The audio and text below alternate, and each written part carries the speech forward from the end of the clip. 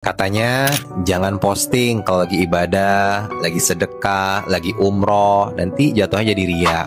Katanya jangan posting quotes-quotes hadis atau ayat Quran, nanti dibilang so alim.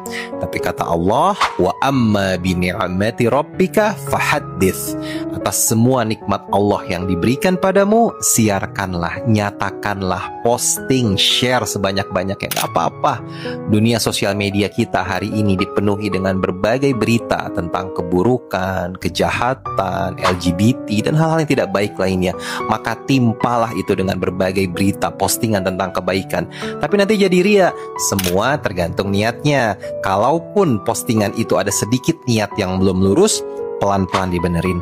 Tapi postingan tentang kebaikan itu bisa jadi menjadi wasilah kebaikan bagi banyak orang, dan kita pun akan mendapatkan pahalanya.